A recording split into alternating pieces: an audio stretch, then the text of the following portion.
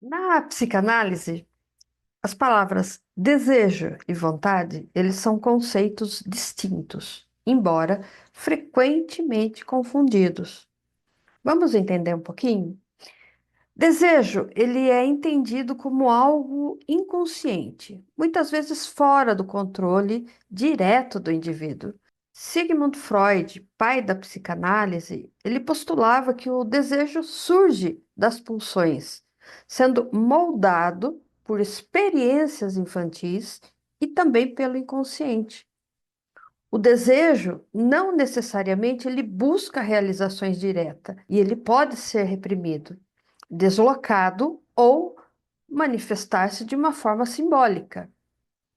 A vontade, por um outro lado, está mais ligada à consciência e à capacidade de decisão do sujeito. Ele é um aspecto do ego que permite a escolha racional e deliberada. Enquanto o desejo ele pode ser algo que age sobre nós de uma maneira inconsciente, a vontade é a força que possibilita orientar ou até mesmo contrariar esses impulsos, dependendo do contexto. Eu até gosto de fazer um link, né, para os meus alunos referente à diferença de desejo e vontade. Olha só, é, quando a gente estuda, por exemplo, Aladim, o que que aparece quando ele esfrega a lâmpada, né? Você tem direito a três desejos, ok? Então, o desejo é algo que vem ali do inconsciente, porque ele não esperava, então ele vai falar qualquer coisa, tá? Diferente de um outro desenho, por exemplo, o Pokémon, né? Quando o Ash joga as bolinhas. Ou seja, ele analisou um monstro e ele vai jogar uma bolinha que vai ser capaz de combater aquele monstro, né? E ele fala: Eu escolho você, Bulbasauro, ou qualquer outra coisa, qualquer outro monstrinho. Então, esse é a vontade. A vontade, ela veio do consciente, enquanto o desejo ali do Aladim, ele vem do inconsciente. Então, Jacques Lacan, um dos grandes psicanalistas do século XX, ele reforçou que o desejo ele está vinculado à falta, à escassez e também ao outro, enquanto a vontade está mais relacionada à autonomia e à racionalidade. Lembra o Pokémon e o Aladim, né? A lâmpada e as bolinhas? Assim, o desejo ele pode ser algo que nunca se completa totalmente, movendo constantemente o sujeito, enquanto a vontade ela pode ser uma forma de gerenciar ou até mesmo negar esse desejo. O desejo ele desempenha um papel fundamental na formação da identidade, especialmente na perspectiva psicanalítica, que segundo Freud e mais tarde Jacques Lacan, onde eles falam que o desejo é a força motriz que nos impulsiona ao longo da vida, sendo moldado pelas experiências inconscientes e pela relação com o outro. E desde a infância, a nossa identidade ela é formada em respostas aos desejos que surgem e às frustrações que enfrentamos. Lacan, por exemplo, ele descreve o estádio de espelho, que é um momento crucial na constituição do eu, em que a criança começa a se reconhecer como um ser distinto. Ela não é a figura paterna, ela não é a figura materna, mas ela é um ser, ela é um sujeito distinto. E esse processo, no entanto, não acontece de uma maneira isolada. Ele ocorre sempre em relação ao outro, ou seja, aqueles que nos cercam. O desejo, nesse sentido, nasce da falta, algo que nunca pode ser plenamente satisfeito, mas move, que nos move a buscar constantemente um sentido de pertencimento.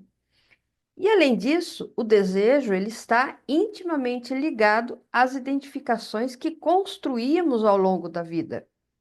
Nós identificamos com figuras parentais, com grupos sociais e até com símbolos culturais que refletem o nosso anseio e projeções.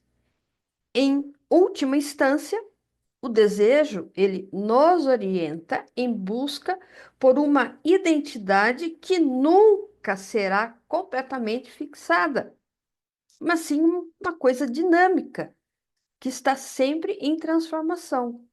Por isso, a identidade, ela não é uma estrutura rígida, e o desejo nos empurra para novas explorações e descoberta sobre quem somos e quem queremos ser.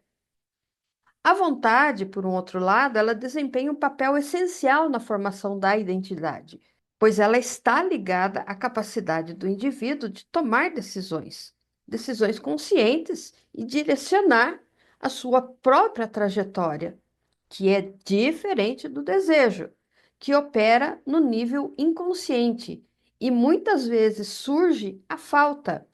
A vontade, ela envolve um aspecto mais ativo da psique, permitindo o sujeito exercer um controle sobre as suas ações e escolha.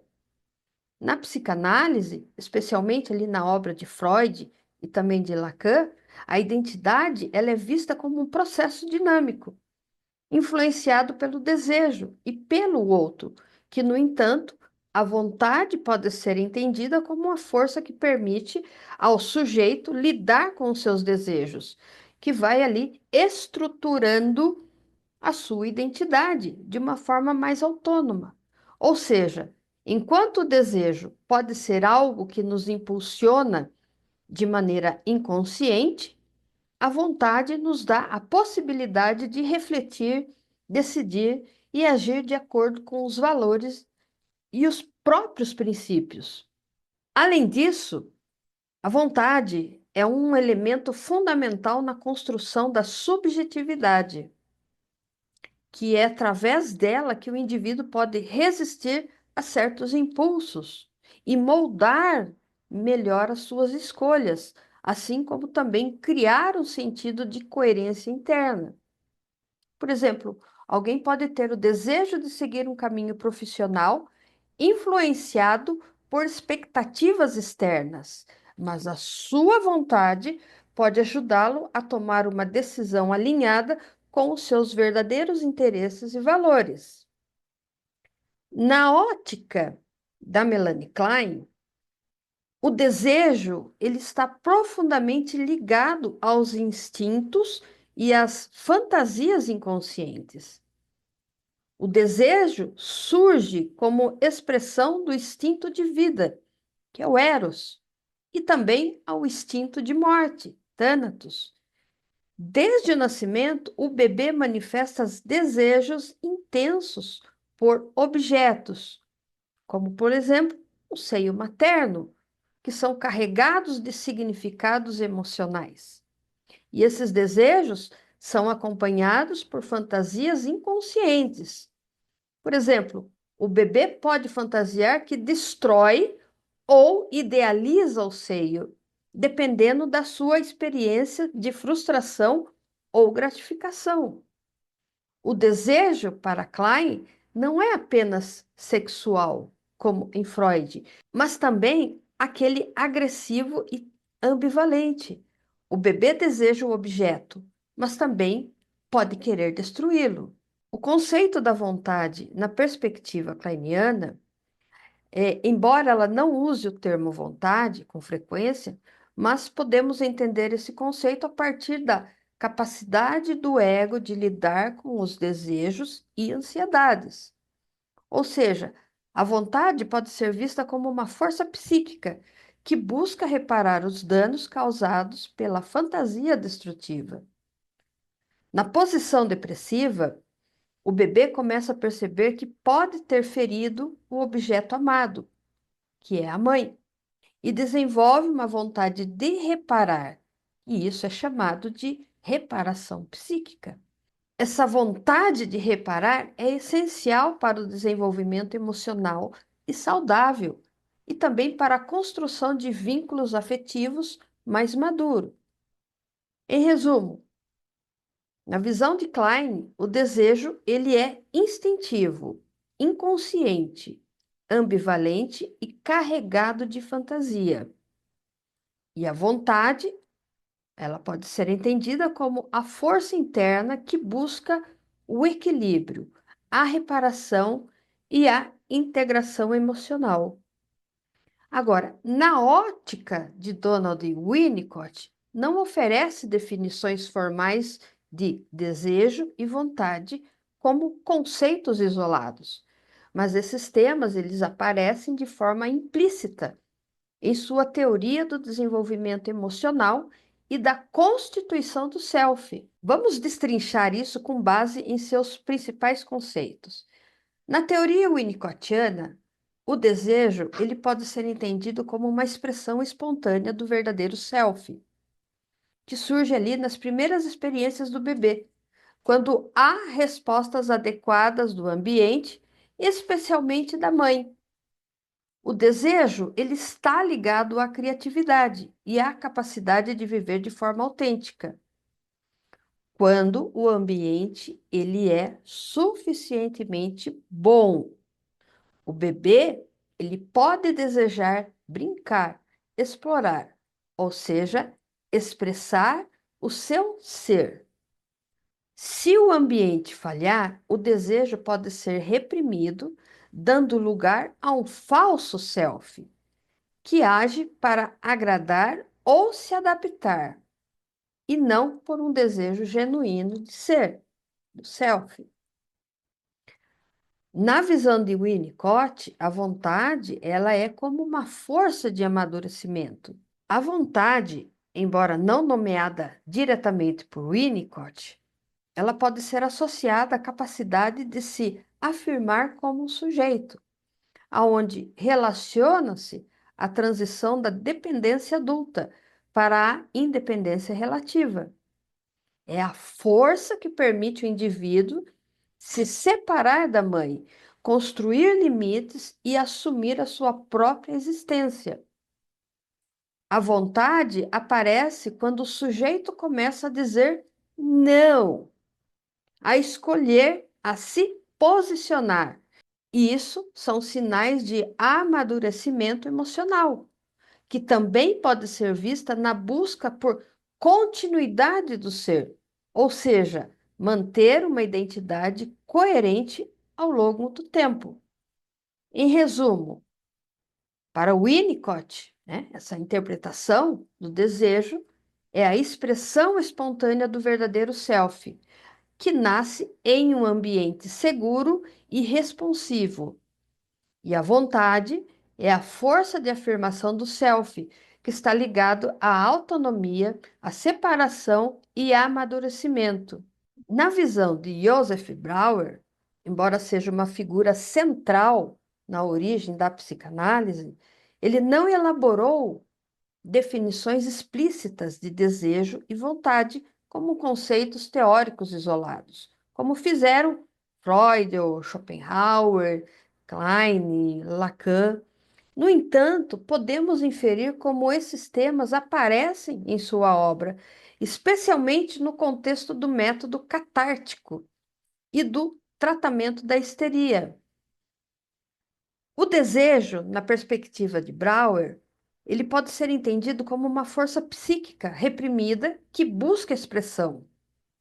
Brauer, ele observou que sintomas histéricos surgiam quando afetos intensos, como desejos ou emoções, não eram expressos conscientemente. Esses afetos, eles ficavam completamente dissociados da consciência e se manifestavam como sintomas físicos, como, por exemplo, paralisias, tiques, distúrbios sensoriais. O desejo, nesse contexto, ele é inconsciente e está ligado a experiências traumáticas não verbalizadas, que, ao permitir que o paciente falasse livremente, ou seja, a cura pela fala, o desejo reprimido poderia emergir e ser elaborado. Na visão de Brauer, a vontade, ela é como um impulso de cura. Brouwer não usou o termo vontade diretamente, mas ela pode ser associada à motivação interna para superar o trauma. A vontade, ela aparece como um impulso que leva o paciente a reviver e elaborar experiências dolorosas. No método catártico, o paciente ele precisa ter uma certa disposição, ou seja, uma vontade de lembrar, para que o tratamento funcione, que pode ser vista como uma energia psíquica que busca restaurar o equilíbrio emocional. Em resumo, o conceito de interpretação, segundo Brouwer, o desejo, ele é um afeto reprimido que se manifesta como sintoma, que está ligado ao inconsciente. E a vontade é um impulso psíquico para elaborar o trauma e buscar a cura. Em resumo de tudo isso, a identidade, ela não é apenas fruto do desejo inconsciente, mas também do exercício da vontade, que permite ao sujeito assumir um controle sobre a sua vida e as suas definições de si mesmo.